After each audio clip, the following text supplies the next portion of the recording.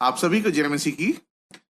प्रियो, आज हम यूहन्ना रचित सुसमाचार के दूसरे अध्याय की शुरुआत कर रहे हैं, जिसमें यीशु ने अपनी सार्वजनिक सेवकाई में पहला फर्स्ट आश्चर्य कर्म करके अपनी सामर्थ को प्रदर्शित किया था।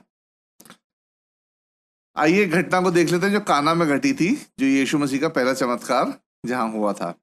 इस समय तक यीशु की सेवकाई बड़े पैमाने पर यूहन्ना बपतिस्मा देने वाले के शिष्यों में और यीशु के गृह क्षेत्र में यानी होम टाउन और परिवार की सीमाओं के भीतर काफी प्रचलित हो चुकी थी।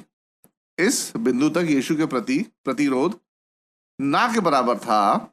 ठीक वैसे ही जब कोई शुरुआती तौर पर यीशु को स्वीकार करता है और कलीसिया और अपने परिवार तक वे सीमित रहता है, विरोध तो तब आता है जब हम सार्वजनिक रूप से यीशु की सेवकाई के लिए बाहर निकलते हैं, इवेंजलिज्म के लिए।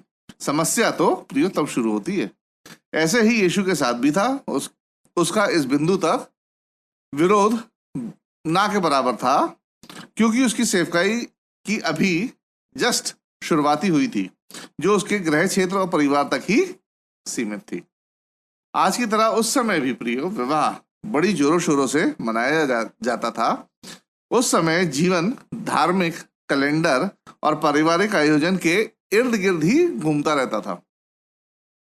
उस समय सगाई का मतलब था कि जोड़े कानूनी रूप से पति और पत्नी के रूप में जुड़ चुके हैं, परंतु आमतौर पर सहवास की व्यवस्था होने तक वे अपने परिवार के साथ ही रहते थे।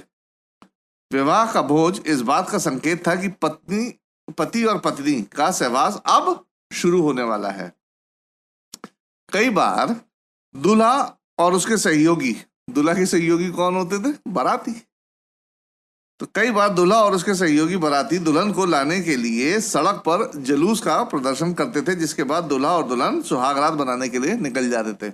बहुत कुछ प्रचलित सा नहीं लग रहा जो अपने इंडिया में भी होता है कि दूल्हा जो होता है खूब जोरों शोरों से बैंड बाजे के साथ दुल्हन को लेने जाता है, सड़क पर जुलूस का प्रदर्शन करता है। तो इसी तरीके से कुछ उस समय भी हुआ करता था। विवाह समारोह अपने आप में एक विस्तृत कार्यक्रम होता था, जो 7 दिन या उससे भी कहीं ज्यादा अधिक चलता रहता था, क्योंकि मेहमान और रिश्तेदार जोड़े को शुभकामनाएं और आशीर्वाद देने के लिए आते रहते थे। इस प्रकार से समारोह के लिए पर्याप्त मात्रा में पेय यानी ड्रिंक्स और भोजन की आवश्यकता होती थी, और एक ऐसी ही दावत में यीशु मसीह और उसके चेलों को काना में आमंत्रित किया जाता है। प्रियो, आइए हम टेक्स्ट में चलते हैं और पढ़ लेते हैं यूहन्ना रचित सुसमाचार, उसका दूसरा अध्याय और उसकी पहली 3 आयतें। फिर तीसरे दिन गलील के काना में किसी का विवाह था और यीशु की माता भी वहां थी। यीशु और उसके चेले भी उस विवाह में निमंत्रित थे। जब दाखरस घट गया तो यीशु की माता ने उससे कहा, उनके पास दाखरस नहीं रहा। गलील में काना कफरनहूम में स्थित यीशु के गृह क्षेत्र के पास था। मरियम इस विवाह में एक दोस्त या सहयोगी के रूप में शामिल थी। हो सकता है कि यह विवाह मरियम की प्रिय रिश्तेदारी में ही हो रहा हो। इस विवाह में मुख्य पेय यानी मुख्य जो ड्रिंक थी वो दाखरस जल्दी खत्म हो जाता है, जिससे परिवार वालों को दूसरों के आगे शर्मिंदगी उठानी पड़ सकती थी। अब ऐसे में मरियम मेजबान के पास ना जाकर सीधे यीशु के पास आती है, ताकि वह परिस्थिति की गंभीरता को समझकर इस समस्या का समाधान निकाल सके। आइए हम आगे पढ़ लेते हैं 4 और 5वीं आयत, जहां इस प्रकार लिखा है, यीशु ने उससे कहा, हे महिला, मुझे तुझसे क्या काम? अभी मेरा समय नहीं आया।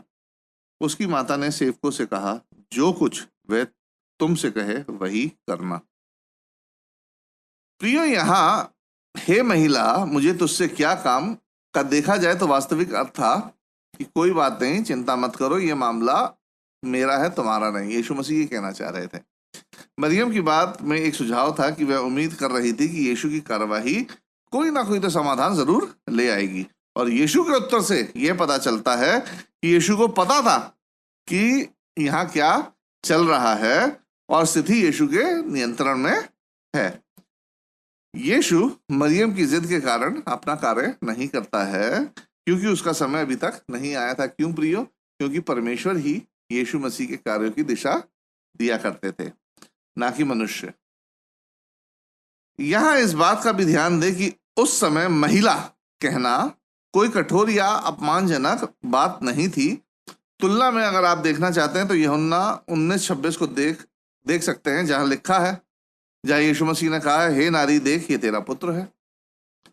तो इस लिहाज से महिला कहना कोई अपमानजनक बात नहीं मानी जाती थी। मरियम यीशु की प्रतिक्रिया को समझती थी और चूंकि वह वहां एक सहयोगी या रिश्तेदार के रूप में थी, इसलिए वह अन्य सहायकों को यीशु के निर्देशों का पालन करने का सीधा निर्देश देती है कि जैसा यीशु मसीह कह रहे हैं वैसा ही करो। ध्यान दें कि वह मतलब मरियम समस्या बताने के बाद समस्या को सीधे यीशु के हाथों में छोड़ देती है। तो ये कई बार हम अपनी प्रार्थनाओं के साथ परमेश्वर को समाधान भी बताने लगते हैं, परंतु हमारी प्रार्थनाओं के लिए परमेश्वर का समाधान हमारे अनुसार नहीं होता है। आइए हम पढ़ लेते हैं 6, 7 और 8वीं आयतों को, जहाँ इस प्रकार लिखा है, वहां यहूदियों के शुद्ध करने की रीति के अनुसार पत्थर के 6 मटके धरे थे, जिनमें 2-2, 3-3 मन समाता था। यीशु ने उनसे कहा, मटकों में पानी भर दो। उन्होंने उन्हें मुंह भर दिया। तब उसने उनसे कहा, अब निकालकर भोज के प्रधान के पास ले जाओ, और वे ले गए। खाने से पहले यहूदियों की प्रथा के अनुसार शुद्धिकरण के साथ साथ बर्तन आदि धोने के लिए बड़े बड़े बर्तनों की आवश्यकता प्रिय होती थी। यीशु इन बर्तनों को पानी से भरवा देता है और उसी पानी को चखने के लिए भोज के प्रधान के पास भेज देता है। और प्रियो, यहाँ एक अनोखा चमत्कार होता है, और वो भी इतनी सहजता से, इतनी साइलेंट तरीके से यहाँ चमत्कार होता है, बिना चिल्लाए, बिना कूदे इत्यादि। यीशु केवल इस चमत्कार का मात्र इरादा करते हैं और यहाँ चमत्कार हो जाता है। बिना कुछ कहे उन्होंने सोचा, इरादा किया और चमत्कार हो जाता है। यहाँ आगे हम पढ़ लेते हैं 9वीं और 10वीं आयतों में। यहाँ इस प्रकार लिखा है, जब भोज के प्रधान ने वह पानी चखा तो दाखरस बन गया था और नहीं जानता था कि वह कहाँ से आया है, परंतु जिन सेवकों ने पानी निकाला था वे जानते थे। तो भोज के प्रधान ने दूल्हे को बुलाकर उससे कहा, हर एक मनुष्य पहला अच्छा दाखरस देता है और जब लोग पीकर छक जाते हैं तब मध्यम देता है, परंतु तूने अच्छा दाखरस अब तक रख छोड़ा है। जब भोज का प्रधान दाखरस को चखता है तो वह दाखरस की उत्तमता के कारण दूल्हे की सराहना करता है।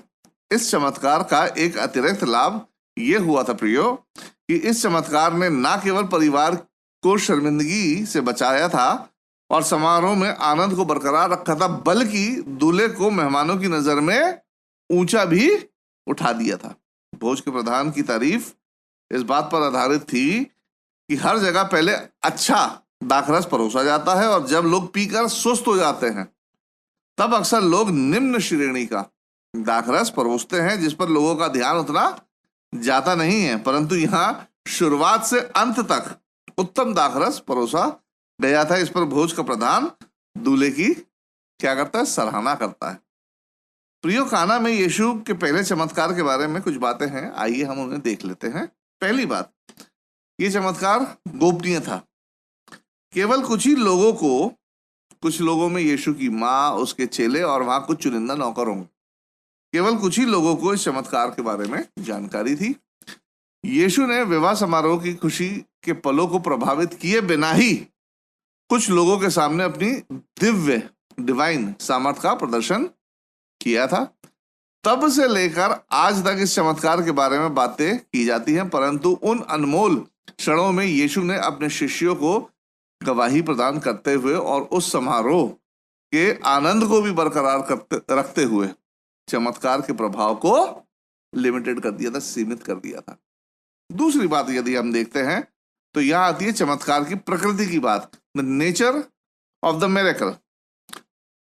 चमत्कार की मूल प्रकृति यह थी कि यीशु ने केवल अपनी इच्छा से पानी को दाखरस में बदल दिया था, सिर्फ अपनी इच्छा से। आज तक कई लोग इस बात पर तर्क करते हैं कि क्या पानी केवल अंगूर के रस में बदला था या फिर हल्की फुल्की मदिरा में बदल गया था, जो फर्मेंटेड होती है, जिसमें अल्कोहल ज्यादा नहीं होता। अपने इस अध्ययन में मैं बस इतनी टिप्पणी करना चाहता हूं कि चाहे पानी अंगूर के रस में या हल्की फुल्की मद्यसार मदिरा में बदला हो, परंतु यहाँ याद रखने वाली महत्वपूर्ण बात यह है कि काना के विवाह में एक महान चमत्कार केवल यीशु की इच्छा से हुआ था। आइए हम पढ़ लेते 11वीं आयत को। यीशु ने गलील के काना में अपना ये पहला चिन्ह दिखाकर अपनी महिमा प्रकट की और उसके चेलों ने उस पर विश्वास किया। प्रेरित यूहन्ना ने यीशु के पहले चमत्कार के रूप में इसे अपने सुसमाचार में दर्ज किया है। यूनानी भाषा में चमत्कार मतलब मिरेकल शब्द का अर्थ है चिन्ह यानी साइन। यह मुद्दा यह है कि चमत्कार किसी को आश्चर्यचकित करने के लिए नहीं किया जाता था, बल्कि किसी व्यक्ति या किसी चीज की ओर इशारा करने या फिर कुछ प्रकट करने के लिए आश्चर्य कर्म किया जाते थे। इस मामले में संकेत यीशु को अलौकिक शक्ति वाले व्यक्ति के रूप में इंगित करना था। यह चिन्ह यीशु की महिमा और यीशु को परमेश्वर और मनुष्य के रूप में प्रकट करता है। प्रेरित यूहन्ना लिखता है कि यीशु के चेलों ने इस चिन्ह के कारण उस पर विश्वास किया। तो ये शुरू से हम एक थीम लेके चल रहे हैं 3 लड़ियों की। पहली लड़ी क्या है कि ये यूहन्ना ने ये ट्राई किया है यीशु को पूरे तरीके से ये बताने का कि यीशु मनुष्य भी था और साथ में दिव्य भी था।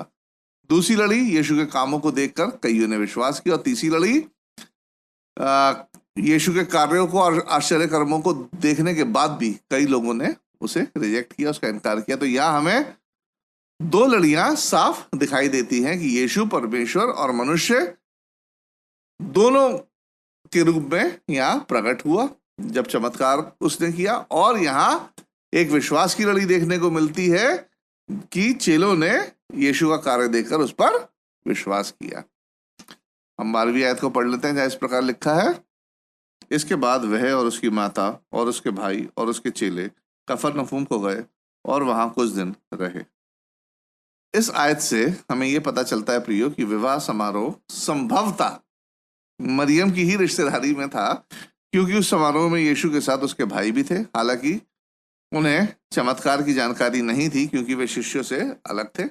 साथ ही चमत्कार पर यहाँ मरियम की भी कोई टिप्पणी हमें देखने को नहीं मिलती है।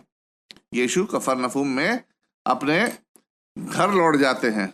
यहाँ प्रियो बड़ी दिलचस्प बात है, जो इसका उल्लेख बाइबल में तो नहीं है, लेकिन कई विद्वानों का मानना है कि यीशु मसीह कफरनहूम में पतरस के घर में अक्सर रहा करते थे। तो प्रियो, हमारा ये पाठ यहीं समाप्त होता है। अगले पाठ के लिए कृपया करके यूहन्ना रचित सुसमाचार उसका दूसरा अध्याय और उसकी 13 से 25वीं आयत को पढ़ लें। अगले पाठ के साथ आपके सामने फिर रूबरू होऊंगा। तब तक मुझे राजीव लैम्बर्ट की तरफ से आप सभी लोगों को जय मसीह।